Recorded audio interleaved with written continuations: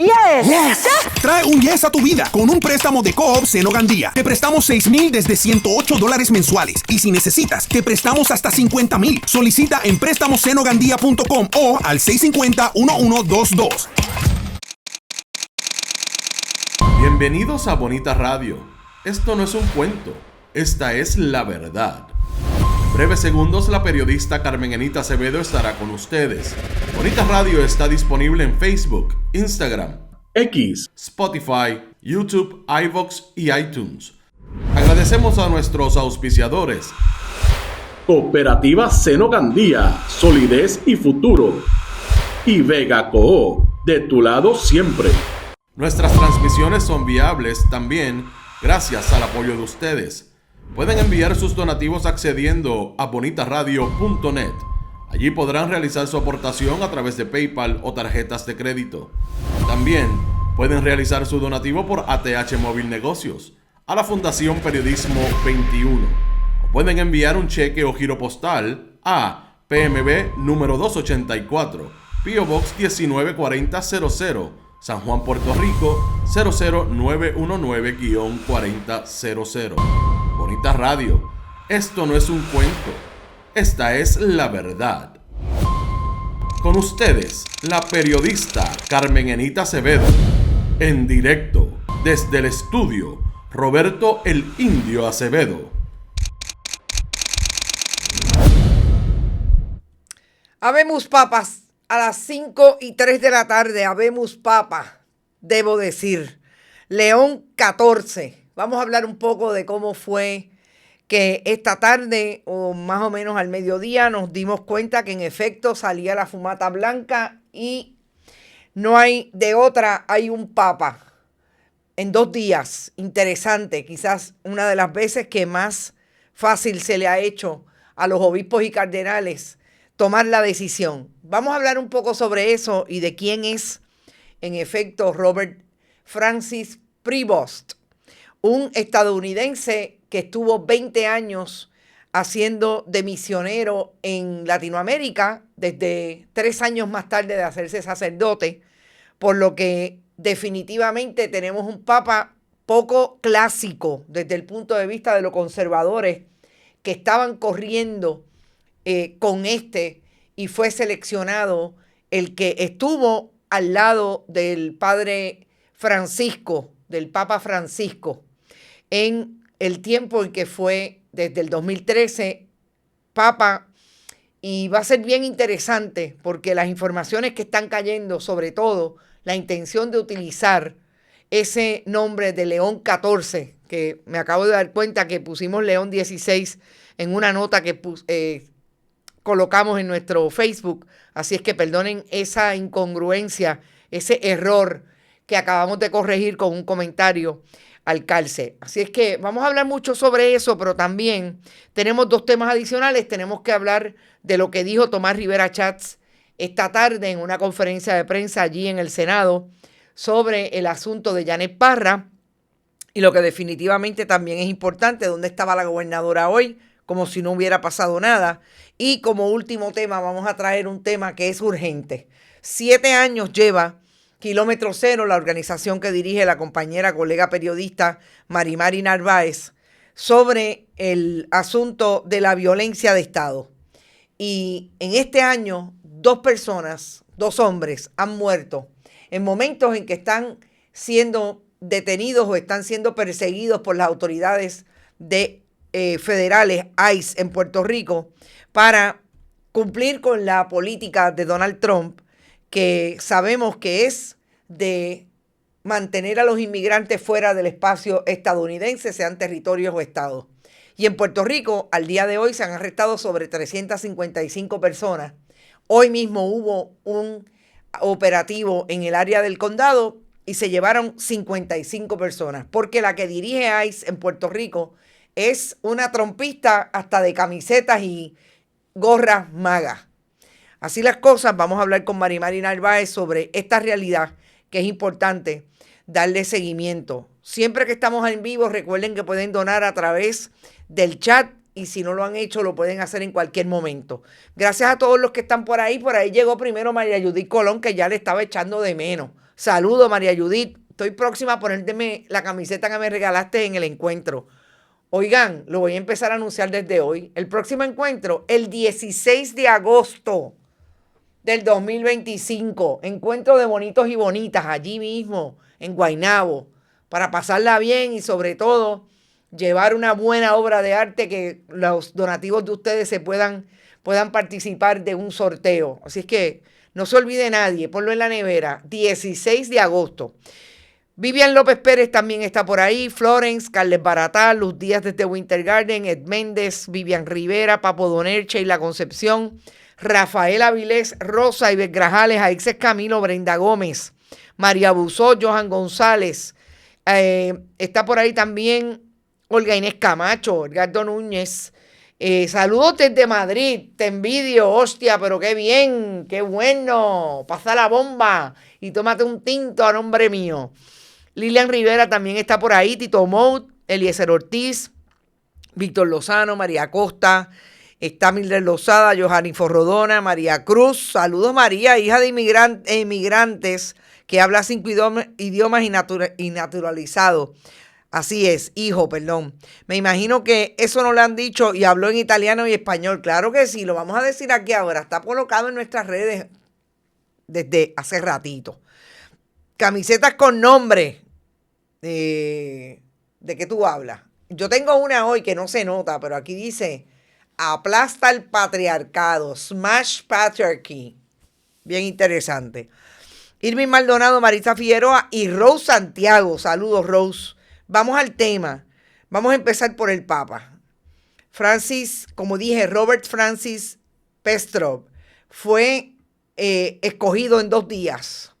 Y lo más interesante de este Papa es que lo primero que quiero decir, que era un ayudante, dirigía un esfuerzo en el Vaticano donde incluso era partícipe de asesorar al Papa en todo lo que tiene que ver con los nombramientos. Es decir, lo primero que yo creo que debemos identificar a este Papa, primero, además de que es un latinoamericanista por experiencia propia, después de haber estado 20 años en Perú, se nacionalizó por parte del protocolo entre la Iglesia Católica Peruana y el Vaticano, de que si iba a haber una persona en el clero de Perú tenía que estar nacionalizado. Desde el 2015 tiene identificación DNI de Perú, habla perfecto español, estuvo en Chiclayo, también estuvo en Callao, cerca de Lima. Pero lo más que a mí me llamó la atención es que este Papa, ahora Papa, quien antes estuvo allí en el área del Vaticano trabajando con el Papa Francisco, viene de mantener ese nivel de asesoramiento al Papa. Tiene 69 años y es el encargado de asesorar al Papa en aquel momento en los nombramientos y presidente de la Comisión Pontificia para América Latina. Esto tiene alguna redundancia para mí en términos de que quien asesora sobre nombramientos sabe de lo que está hablando cuando finalmente llegó o estuvo en la terna para escogerse y participar de ese escogido para ser Papa. O sea, este Papa puede haber tenido toda la información porque era una persona muy cercana al Papa Francisco, lo que me dice a mí que tiene toda la capacidad estratégica para buscar los votos para convertirse en Papa. Primero, y segundo, que el Papa Francisco dejó todo bastante cuadrado. Y me parece genial desde el punto de vista estratégico. Y yo creo que esa era una de las primeras cosas que me saltaron a la vista cuando empecé a leer sobre este Papa. Que me parece que fue interesantísimo, importante a nivel estratégico, que haya tomado la decisión que tomó de cuando habló esos 8 minutos allí desde el balcón de la Basílica de San Pedro, dijo precisamente unas expresiones, por lo menos 7 minutos en italiano, y 1 minuto y 8 segundos en español. ¿Dirigido a quién? Precisamente a la gente de su diócesis, de mi diócesis en Chiclayo, Perú. Obviamente, esto nos pone la idea de que este es un papa totalmente distinto. En un momento en que Estados Unidos, que es el país de su nacimiento, tiene a un presidente que está tratando de sacar de Estados Unidos a todo el que hable español y que no tenga, supuestamente, estatus definido, estatus migratorio definido. Este papa se ascendió como papa y llegó a hablar español en su primera intervención como papa. A mí me parece importante. Es un mensaje importante. Pero si eso es importante, también es importante que hablemos de lo que significa que este cardenal se haya escogido el nombre de León, en este caso 14, porque ya hubo un papa que se llamó León XIII. Y todo lo que he leído sobre este asunto protocolar litúrgico en la selección de un papa tiene que ver específicamente con que la elección del nombre es toda una declaración de intenciones que dirá mucho de su pontificado. Esto es una lectura que acabo de hacer precisamente de una de las múltiples lecturas y publicaciones que se han hecho a partir de la selección. Podría decir que es toda una declaración de intenciones y toda una señal del tipo de liderazgo que va a ejercer como Santo Padre y también como jefe de Estado del Vaticano. En total, 13 cardenales antes que Prevost eligieron el nombre de León. El primer León fue papa entre los años 440 y 461. Benedicto XVI dijo que ese papa fue uno de los más importantes en la historia de la Iglesia. Y a mí me parece importante decir el antecedente que tenía, por ejemplo, el cardenal que se hizo llamar León XIII, pero sobre todo el primero, que fue, el más reciente, que es el León XIII, Gioacchino Vincenzo Rafael Luigi Pecci, que fue León XIII y su pontificado duró 25 años entre el 1878 y el 1903. Y es que fue un papa que privilegió los asuntos de la intelectualidad del credo. Fue también un papa que hizo puentes entre los sindicatos, los trabajadores y el resto de la sociedad. Y precisamente en este caso, en el León XIV, que es el Papa Prevost, este Papa llega en un momento en que intenta, incluso desde su primer discurso, establecer puentes entre dos mundos, el norte y el sur de las Américas, porque precisamente fue entre esas dos Américas en que nació y se crió como misionero. Y a mí me parece que esto es importante para empezar a hablar de cómo se perfila. Yo no sabía el asunto de la intención con el nombre, lo aprendí precisamente cuando empecé a buscar información de cuál nombre escogió el Papa Francisco, que tenía unas similitudes hasta cierto punto. En el caso de él lo acercaba al género que la Iglesia Católica nunca ha querido privilegiar como parte de su liderato, que son las mujeres. Y en el caso de este Papa, hablando de tender puentes, precisamente, mucho más intelectual, mucho más, por lo menos la tendencia que han tenido los que han escogido el nombre de León y sobre todo este último. Así que, gente, yo creo que estamos ante un momento bien interesante. Es un papa que ha sido crítico de las políticas de inmigración entre J.D. Vance y el presidente Donald Trump a través de sus redes sociales. Estuvo básicamente un año en el 2024 que no utilizó sus redes sociales y empezó a utilizarlas en el 2025. Interesantísimo. a posicionar ahí lo que piensa ideológicamente sobre lo que está pasando con los inmigrantes en Estados Unidos.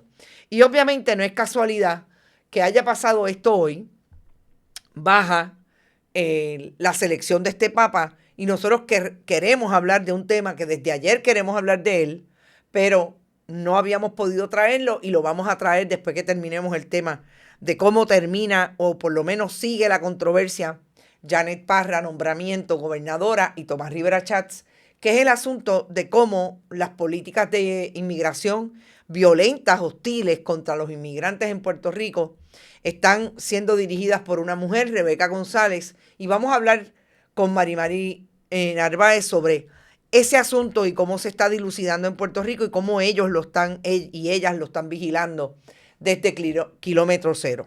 Creo que lo más importante que hace Kilómetro Cero es precisamente documentar y denunciar. Documentar y denunciar.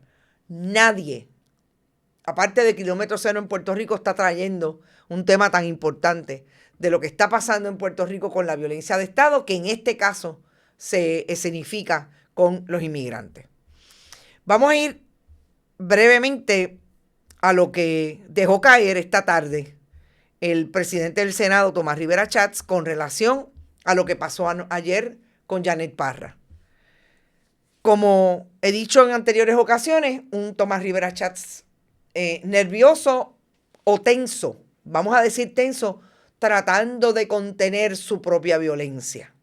Bien interesante. Yo quiero que ustedes lo vean. Son 3 minutos y 44 segundos y regresemos al análisis para también ubicar dónde estuvo la gobernadora hoy, qué hizo y sobre todo qué dice Tomás Rivera Schatz sobre ella. Vamos al video audio. Comunicó con Fortaleza antes de escribir el mensaje en las redes sociales. Claro, sí. Le hago la pregunta porque como la gobernadora plantea en su comunicado. Bueno, porque quizás la gobernadora no tuvo tiempo de enterarse, no, quizás las personas que laboran en Fortaleza no le dijeron que yo hice la llamada y quizás la licenciada Gómez no le pudo decir que yo estaba tratando de comunicarme. Esa gestión usted la hizo. Pues definitivamente, y es corroborable con los textos. Y además, la gobernadora hizo esa expresión porque quizás no le habían comunicado su empleado de Fortaleza que yo hice la gestión. Y le pregunto, ¿por qué no comunicarse directamente con la gobernadora siendo un tema tan... Pero es que cuando yo llamo a la Fortaleza estoy tratando de comunicarme directamente con la gobernadora. O sea, yo creo que eso es comunicarme directamente con ella. Pero no es como que la llamó al celular, no es como que la llamó a su celular, bueno, a través de otro... No estoy seguro, yo la puedo haber llamado a su celular, pero de nuevo, todo esto yo lo coordino a través de los oficina de nombramiento. O sea, yo no tengo por qué pensar que la oficina de nombramiento no tiene al tanto. De hecho, cuando yo estaba llamando a la licenciada Gómez, ella estaba reunida con la gobernadora. Así que de nuevo, la comunicación la hubo. Pero lo que pensó la gobernadora de que no se le dijo y se enteró por las redes, pues esa es su opinión. La gobernadora presente dijo que esto ha sido un proceso de confirmación injusto, Bueno, pues esa es su opinión. ¿Usted le parece que se pudieron haber dado algunas oportunidades adicionales a Parra para que explicara? Ella misma ha dicho que no dieron oportunidades. Pues muy bien, esa es la opinión de la gobernadora y la opinión de Parra. El saldo neto es que no tiene oportunidad. ¿Pero cuál es la suya? Que se le dio la oportunidad. Se le dio la oportunidad, ella pidió que entrevistáramos a 5 personas, se entrevistaron, o sea que sí hubo un proceso justo y amplio, se le dio espacio para que hiciera sus argumentos, se conversó ampliamente, tuvo oportunidad de visitar a todos los senadores, así que pues, yo respeto la opinión de la gobernadora y de la secretaria, pero ¿verdad? Lo que hubiese sido injusto es que se obviaran eventos que son irrefutables. O sea, que se complicó la situación en el momento en que ella no defendió su postura. No, yo no estoy diciendo eso, yo estoy diciendo que por todos los eventos que ocurrieron, los senadores pues llegaron a su criterio. Yo nunca le pedí a un senador que vote de una manera o de otra, nunca he impuesto la regla del cálculo, nunca. Así que, entonces, hacer ver que es una decisión mía solamente, pues primero no es correcto. Y segundo, es injusto, hablando de injusticia. Pero de nuevo, nosotros no tenemos ningún resentimiento por la presión que hizo la gobernadora, ni mucho menos por la que hizo Janet Parra. Nosotros hicimos nuestro trabajo y nosotros tenemos todo documentado. El expediente está ahí documentado.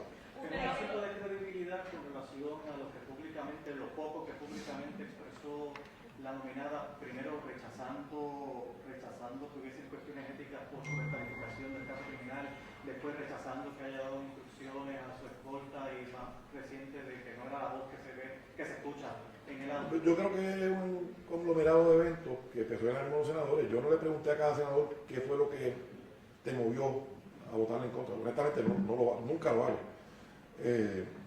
Así que pues ¿Cómo quedan las relaciones con Fortaleza? Por mí bien.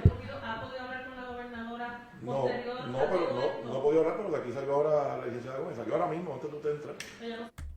Fíjense cómo Tomás Rivera Chats dice, por ejemplo, que él tiene comunicación con la licenciada Gómez, que es la licenciada que dirige el esfuerzo de la Oficina de Nombramientos de la Fortaleza. Y que antes de que los periodistas estuvieran en esa conferencia de prensa con él, ella estaba allí.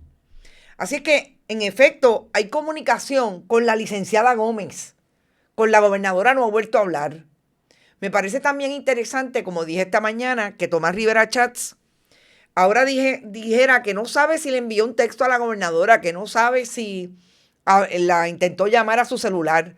Lo que sí sabe es que habló con la licenciada Gómez, que era con la licenciada Gómez con quien él mantenía comunicación y que él no sabe si la licenciada le dijo que en efecto él lo había llamado a la gobernadora para hablarle sobre el asunto del nombramiento. A mí me parece que ahí está un poco dejando caer Tomás Rivera Chats que Jennifer González no le quiso atender la llamada. Porque si en un momento dado él dice incluso que la licenciada Gómez estaba con la gobernadora cuando él intentó llamarla, pues caramba, me parece que entonces la gobernadora era la que no quería hablar con él. Y no quería hablar con él porque sabía para lo que la quería. Decirle, no tiene los votos, tienes que retirarlo. Así que me parece que esa pelea está casada. Me parece que está claro. Otra cosa, bien como lo ha hecho antes con Verónica Ferrayol y en otros nombramientos, Víctor Ramos y el secretario del Departamento de Recursos Naturales, él está tratando de sacar las castañas del fuego. Realmente él no hizo nada. Él hizo lo que supuestamente tiene que hacer la legislatura. El problema es que, volvemos, Tomás Rivera Chats tiene un problema de decir que lo hace por el bien del país, porque sabemos lo que ha hecho en otros momentos, casado con el Partido Nuevo Progresista, sin importarle el bien del país. Entonces ahí es donde están para mí las incongruencias. ¿Qué quiere hacer en este momento? Bueno, pues definitivamente quedar como el bueno. Y que su facción, su gente, sigan quedando como las buenas. Y el problema que tiene Jennifer González, que no tiene gobierno, que parecería que no tiene gente, que no tenga otra historia que cuestionar o que cuestionarse lo que han hecho antes para ser o no confirmables por esa legislatura que dirige en el Senado Tomás Rivera Chats, pues obviamente es un problema para la gobernadora. Así es que ahí están. Vamos a ver cuando los veamos públicamente qué dicen, qué no dicen. Me pareció también interesante cómo la gobernadora, primero, no dice nada hoy, no hay aparentemente conferencias de prensa, tiene una reunión con los jefes de agencia, que me parece que algunas caras hablan por sí solas. Siempre el que es el más muchacho bueno de este gobierno es el de Agricultura, que parecería que está como en un field day todo el tiempo, tratando de estar en el chijichija con la gobernadora. Y eso hizo la gobernadora durante el día de hoy, además de irse para Patillas y estar allí saludando a la gente como si ella fuera la candidata tomándose selfie, como si fuera la candidata en campaña. Después de haber tenido el revés que tuvo con la segunda persona de su gabinete constitucional que no le confirman el Senado del Partido Nuevo Progresista. Yo creo que dice mucho, yo creo que definitivamente estos van a ser 3 años y medio interesantes. Si no le da al Partido Nuevo Progresista con que tiene que cambiar de gobernadora y colocan el ruido y siguen los niveles de ruido intensificándose por las propias acciones de un gobierno que parecería que no tiene ni pies ni cabeza. Nosotros mañana vamos a traer una información que nos parece súper importante en todo el contexto de lo que está pasando, de quién manda realmente en la fortaleza. ¿Dónde está Jennifer González posicionándose como una gobernadora que está haciendo algo? Más allá de hacerse selfie y de parecer que está como esta muchacha que no sale del asombro de que tiene poder y que tiene que seguir manifestando su ego y su ego trip en las intervenciones que tiene en la calle con la gente incluso. Sin un proyecto y sin una conferencia de prensa donde se pueda articular que hay un plan para atender todas las necesidades que tiene el país y todos los retos que enfrenta en este momento. Así que, no sé, me parece que por ahí vienen los tiros y no le auguro 3 años y medio buenos con Tomás Rivera Schatz. Me parece que eso está clarísimo, que lo que vamos a empezar a ver entonces es quiénes se asoman como los posibles nombres para no solamente sustituir a Jennifer González, sino hacerle frente en estos 3 años y medio. Vamos a llamar a Marimari Narváez. La información que vamos a atender ahora es una información dolorosa, fuerte, desde el punto de vista de una noticia que siempre impacta, que es la violencia del Estado. Saludos, Marimari, estás con nosotros aquí y nosotras aquí en Bonita Radio. Primero, felicidades. Saludos, Carmen. Felicidades, gracias por los 7 años. No sé si desearte felicidades porque sé que el trabajo es súper duro, pero yo creo que el país necesita una organización como ustedes, que hace un rato dije que en 7 años han estado haciendo lo que todos deberíamos estar haciendo desde el periodismo, pero obviamente una organización como ustedes lo hace más estructuradamente, que es atender y denunciar lo que está pasando con la violencia de Estado. Gracias. Yo no sé si lo viste, pero acaba de haber un operativo que se llevaron 55 personas en el condado, en su mayoría personas dominicanas. Con estos operativos que está realizando Rebeca González a través de ICE para cumplir con las políticas de Trump, que son definitivamente tratar de sacar o aislar a las personas inmigrantes, alegando que tienen estatus migratorio no definido, pero que son criminales o en sus países de origen o en Estados Unidos. En Puerto Rico, el rostro de los inmigrantes, que en su mayoría han sufrido de estas violencias a través de estos operativos, son personas dominicanas, porque nuestro mayor grupo de inmigrantes es precisamente de la hermana República Dominicana.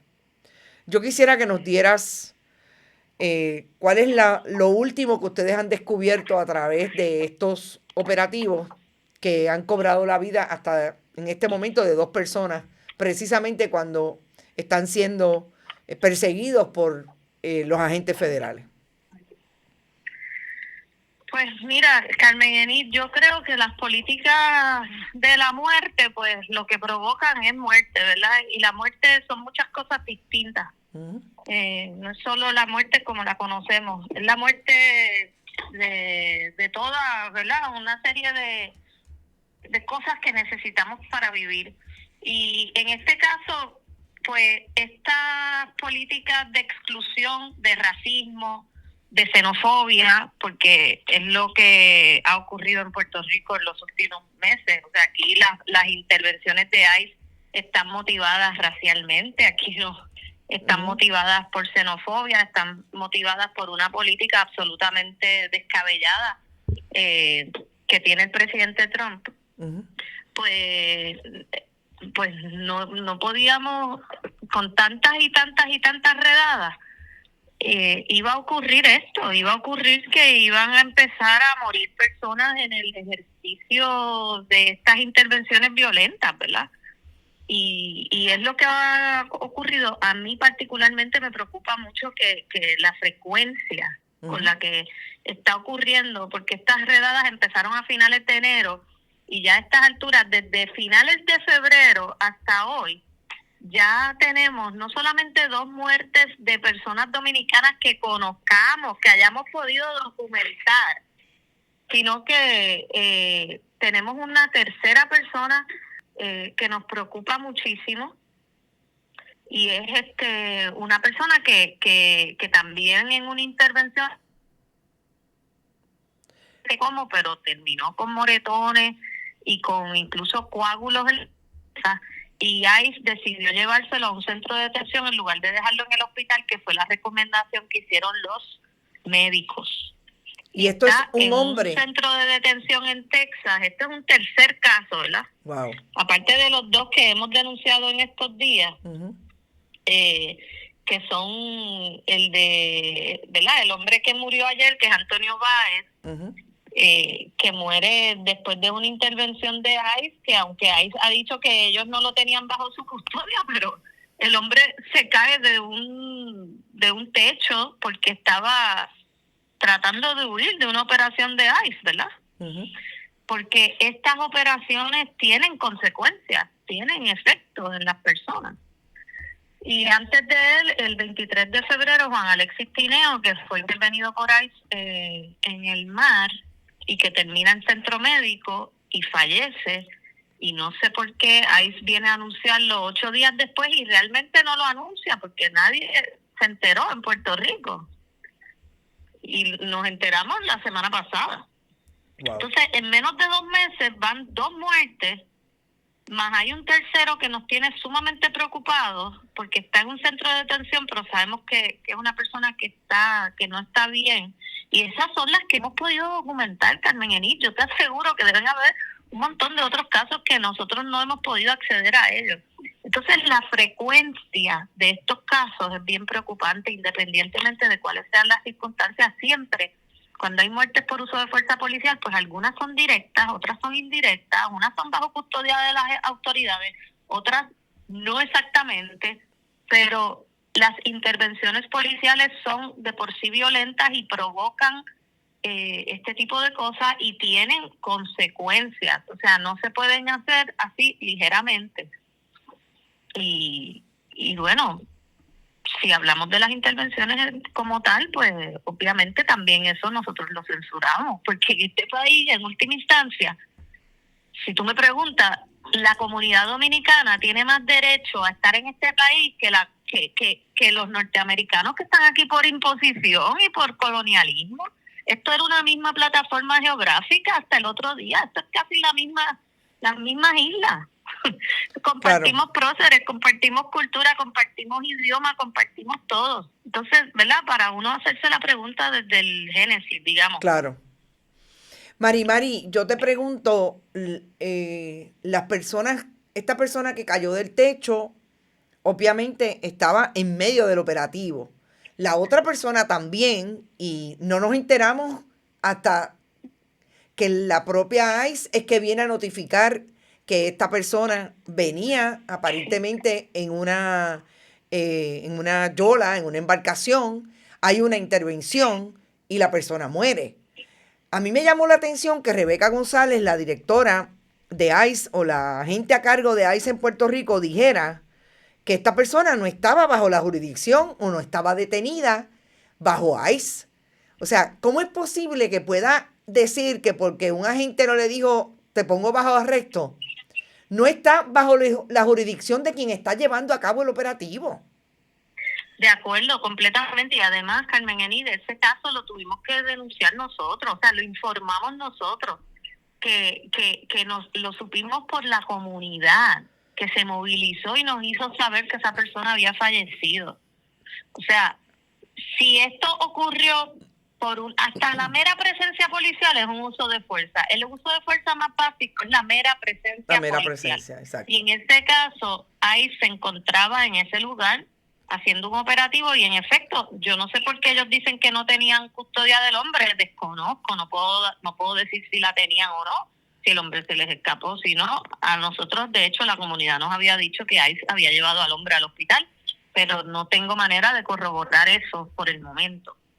Pero sí, de que ellos tienen una responsabilidad por un hombre que de hecho ellos sabían, porque ese día agentes de ICE conversaron por teléfono con algunos de los arrestados, con el que quedó en la embarcación, en el sitio.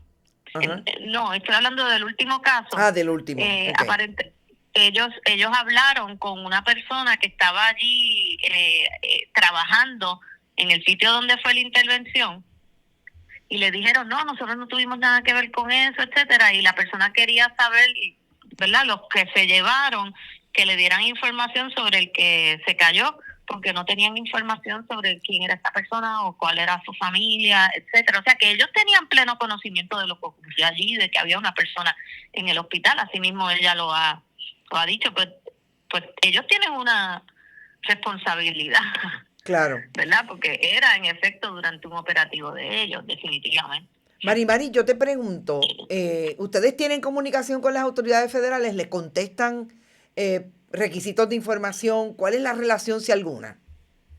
No, nosotros hicimos una solicitud de información hace meses ya junto con ACLU, que no nos han enviado la información, no nos han respondido. ¿Y le dan alguna razón para no responderle? No, dicen que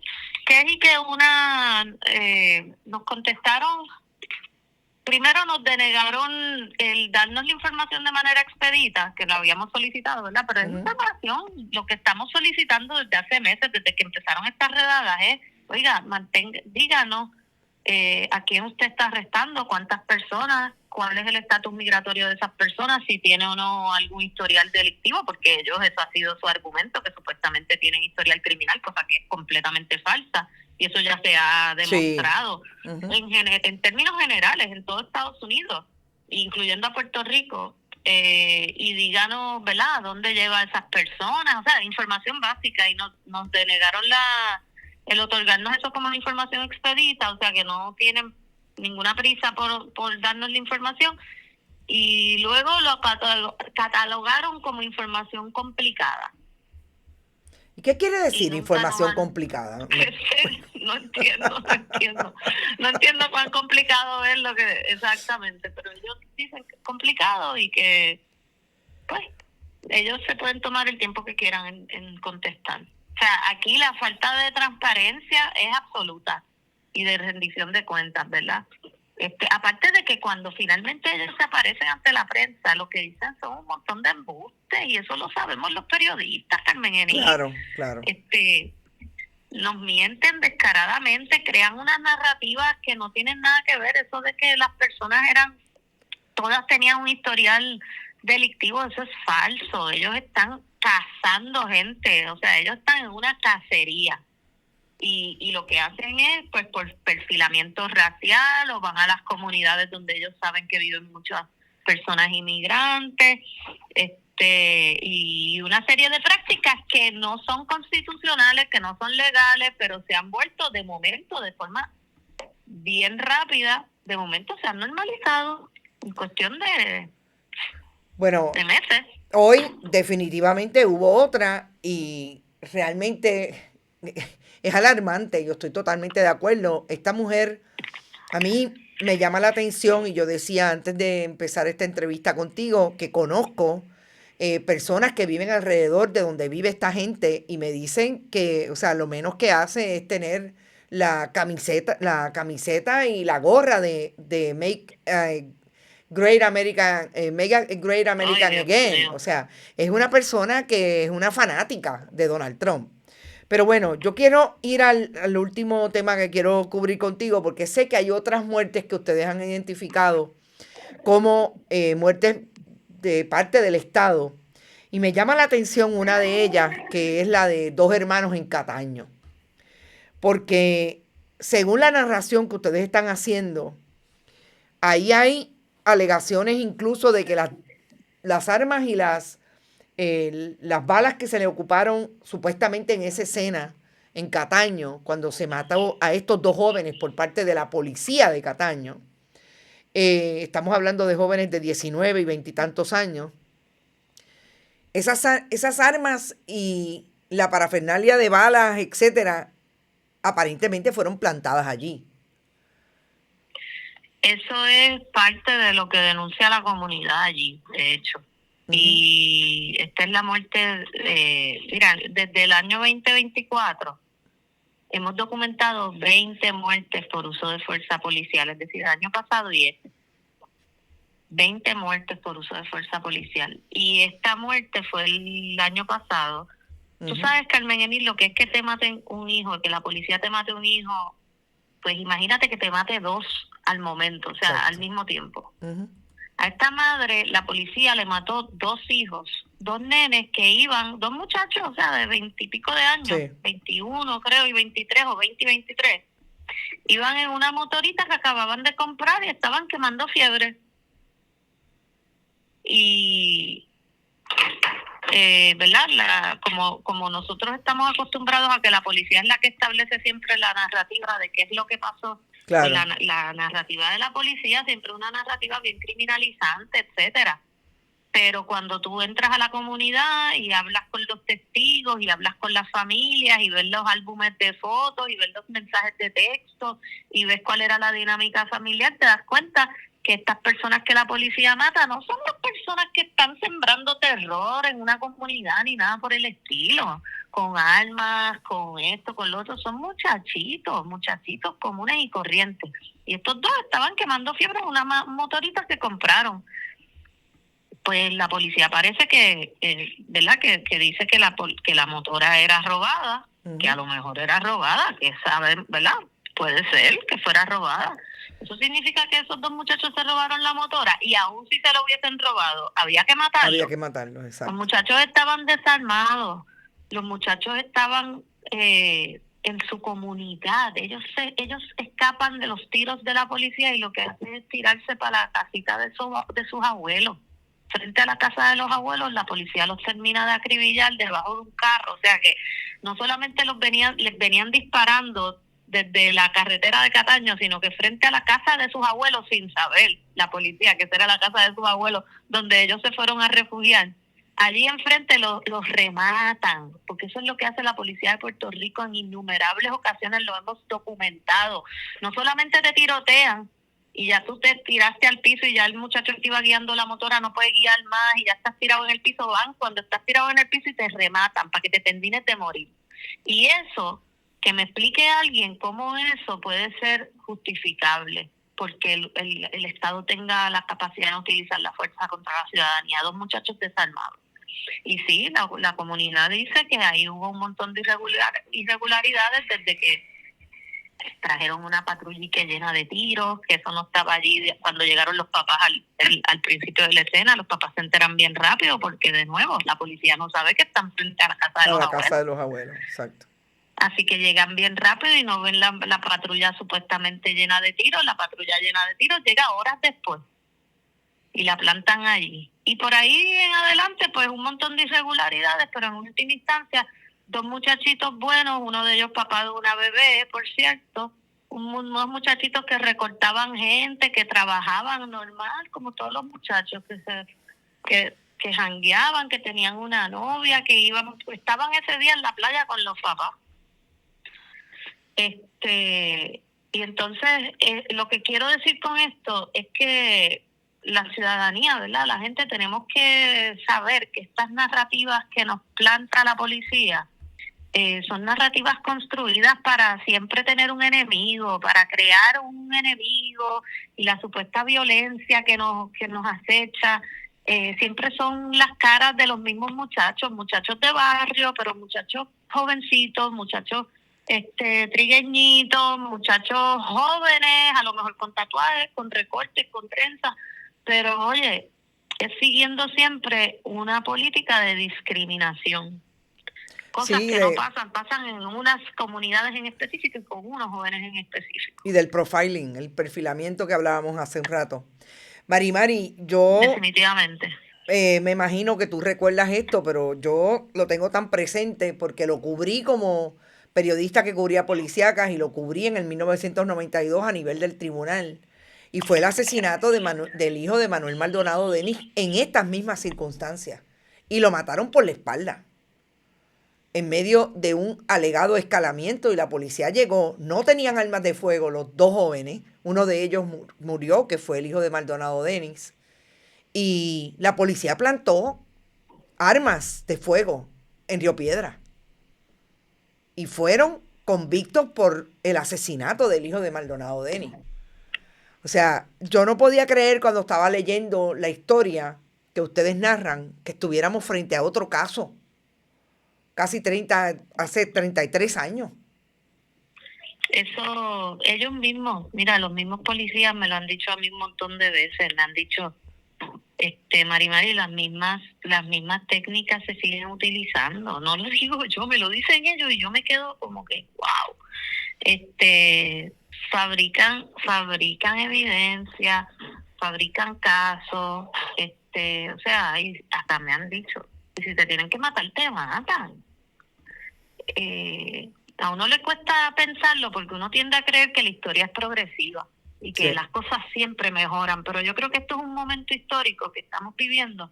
Es importante darnos cuenta de que en efecto eso no es cierto, ¿verdad? Estamos viviendo un momento tan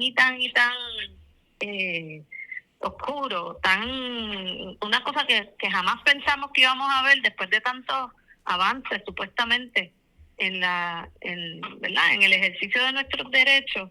Volver a una etapa de oscurantismo como la que estamos viendo, está bien fuerte, fascismo y de exclusión, nos debe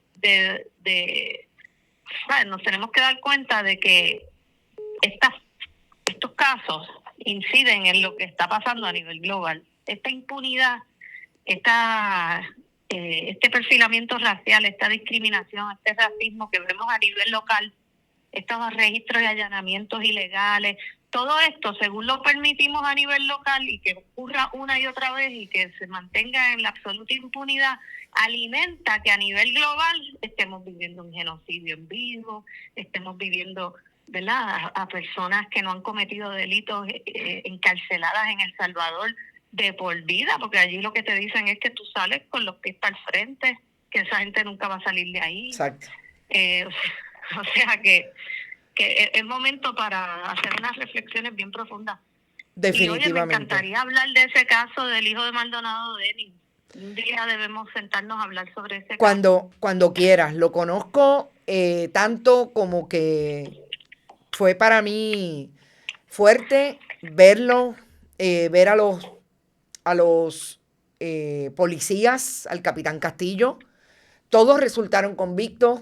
Eran 2 policías y el capitán, el que ordenó plantar el arma de fuego. Y la juez Laura Nieves de Van Ryn los exoneró, le quitó el caso al jurado y los declaró inocentes, y el Tribunal Supremo de Puerto Rico la revocó en una súper revocación que nunca voy a olvidar. Así que cuando quieras hablamos de ese asunto, porque eso le costó la vida a Manuel Maldonado Denis. Nunca pudo superar la muerte de su hijo de 16 años. Yo recuerdo, o sea, cuando eso pasó, que tú me mencionas el 92, yo estaba en escuela, bendito, intermedia o superior. No, intermedia yo estaba, pero recuerdo que Maldonado Denis era amigo de mi papá y mi papá siempre hablaba de ese caso y sé las consecuencias que tuvo Maldonado Denis. Sí. Así es. Siempre recuerdo ese caso, así que me encantaría que hiciéramos algo un día sobre eso para seguir aprendiendo de la historia nuestra de este país. Lo vamos a traer. Mari, gracias, y sigan, que sabes que cuentas con nuestra voz siempre y con los micrófonos de Bonita para traer información, sobre todo desde lo que están tratando de hacer, que es la conciencia de la ciudadanía, para que atienda un problema de la violencia de Estado que vive Puerto Rico en este momento. Gracias por estar. Gracias. Bueno, para mí es un tema súper urgente, y hablo del caso de Maldonado, del hijo de Maldonado Denis, porque fue algo que me tocó mucho como periodista y me tocó a nivel personal, y conozco a su madre, a la que era esposa de Maldonado Denis, la madre de ese joven. Sé lo difícil que se le ha hecho seguir viviendo a mi amiga Alma cuando esto ocurrió, y definitivamente no me quiero imaginar, no 1, sino 2 hijos que le arrebaten a una madre en medio de la violencia del Estado. Yo creo que tenemos que seguir hablándolo. Son temas difíciles, complejos, mirarlo, observarlo, pero sobre todo entender que lo que está ocurriendo nos importa a todos, porque hoy son esos jóvenes, mañana pueden ser otros que estén bien cerca de ustedes y de su gente. Así es que no olvidemos que la sensibilidad y la empatía empieza por ahí, por reconocer que hay un mal allá afuera. Hay muchos policías que lo hacen muy bien. Hay otros que todavía tienen la mala costumbre de creer que son parte de ese grupo a quien persiguen y convertirse en delincuentes igualmente. Nosotros nos vamos. Gracias por estar. Recuerden, siempre pueden donar al esfuerzo de Bonita Radio en este momento en que estamos aquí hablando con ustedes a través de este chat. Pueden hacerlo en Bonita Radio ATH Móvil, fundacionperiodismo21.com y bonitasradio.net en las páginas donde pueden traer el pago por PayPal y tarjetas de crédito. Nos fuimos. Mañana es otro día. Mañana es el último día de la semana. Vamos a ver si nos cogemos un break y bajamos. Pero yo voy a tener una investigación breve. Un asunto bien puntual que trae a esos nombres que están, mire, sonando bien fuerte en estos días. Gracias por estar siempre apoyando el esfuerzo. Recuerden, todos nuestros contenidos pueden compartirlo con el mundo entero por todas las plataformas, pero sobre todo a través de correo electrónico, mensaje de texto, envíenle el programa a la gente y la mensajería de WhatsApp. Nos vemos mañana. Buen provecho, que descansen. Hasta mañana. Bonita Radio. Esto no es un cuento. Esta es la verdad. Este programa fue traído a ustedes por Cooperativa Seno Gandía, Solidez y Futuro. Y Vega Coop, de tu lado siempre. Y no olvide que puedes realizar sus donaciones a través de ATH Móvil en la sección de negocios como Fundación Periodismo 21. O puede acceder a nuestra página de internet bonitasradio.net y donar a través de PayPal o tarjetas de crédito. También puede enviar cheques o giros postales a nombre de la Fundación Periodismo Siglo XXI, PMB 284, P.O. Box 194000, San Juan, Puerto Rico 00919-4000. Bonita Radio. Esto no es un cuento. Esta es la verdad.